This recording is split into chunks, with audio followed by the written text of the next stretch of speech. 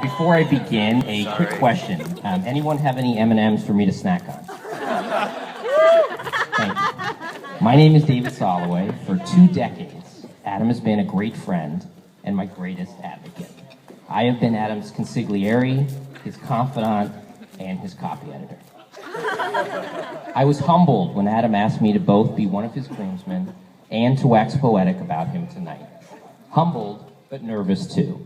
No one delivers unsolicited pep talks better than Adam, and so though I never told him how wary I was to speak about him to all of you, he sensed it.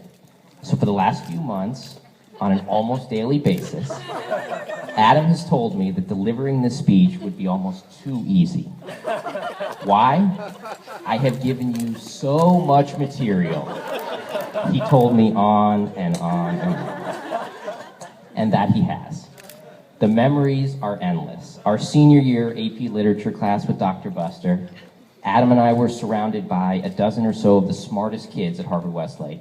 Smart, but shy. And so when one of them would answer one of Dr. Buster's questions with a mumble, Adam would jump in, yelling out the exact same answer he had just overheard, but doing so with poise and confidence.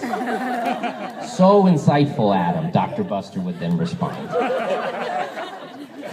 Winning a Hollywood Park trifecta, leading me to lift Adam up in the air in celebration of the fortune that was surely ours, only to realize minutes later that because of our other unsuccessful wagers in the same race, and because of the gambling problem we've had for the last few years, we had actually lost more money than we had made.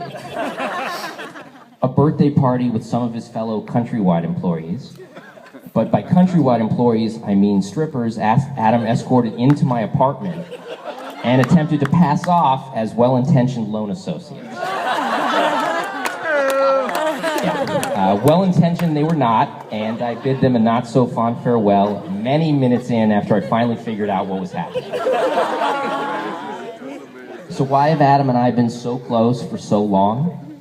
Because his devotion to me knows no bounds, yes. Because he is considerate and compassionate, so much fun, and such a mensch, yes. But the real reason our friendship is so strong, he hasn't given me a choice in the matter. 3 years ago, I bought a condominium. I got 2 extra sets of keys. My mom got one, and Adam demanded the second. Today, from his car, Adam can get into 2 garages, his own and mine. Frustrated that I was not responding promptly enough to his text messages, Adam stole my phone and changed the settings so that he would receive a message acknowledging receipt as soon as I had read what was very urgent, super important, and absolutely critical text messages. The ruse was exposed when he called me one day furious, knowing that I had the audacity to lay my response to yet another request of his just to hang out. Adam is a client too, not my biggest, much to his chagrin, but certainly my neediest. I like to think that most of my clients allow me to manage their money because of my intellect and my character. Adam's motivation for signing up? He wanted to make sure that I would answer his middle-of-the-day phone calls to chat about anything and everything. You can't say no to clients, he still tells me every day. Who would not be able to succumb to such relentless and kind of adorable pressure and prodding? Just ask Meredith. Adam is more involved in my life than I am. And nowhere is this more the case than in my search for my Meredith. Adam demands updates before and after dates, and even sometimes during them.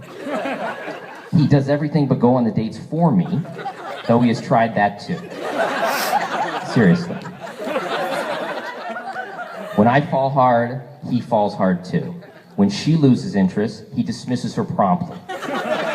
I briefly dated someone many years ago who was never as fond of me as I was of her. Now, when Adam sees her, he calls me immediately to point out some obscure flaw that proves that she was never really suitable for me in the first place. You dodged a bullet, buddy, he tells me. Simply put, Adam makes my goals his goals and my challenges his challenges. Before I conclude, a few words about Adam's most important goal and his toughest challenge, the goal and challenge that brought us here tonight. It took 7 years, but earlier tonight, Adam finally won a well-deserved happily ever after. The chance to spend the rest of his life with Meredith, the most perfect of partners. Meredith is so special for so many reasons. She is so loyal and such a steadfast supporter. She is so flexible and such a wonderful yoga teacher that during our practices together, she only occasionally yells back at me after I yell at her for pushing me too hard or not letting me check my cell phone.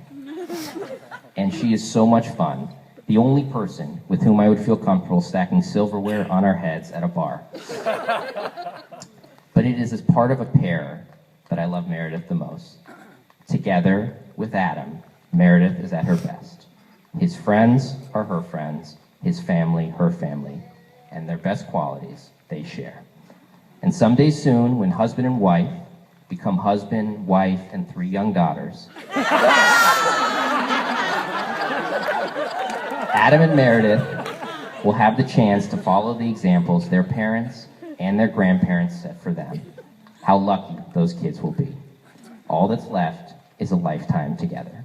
So let's raise our glasses, alcoholic or otherwise, to toast Adam and Meredith. I love you both. Mazel tov.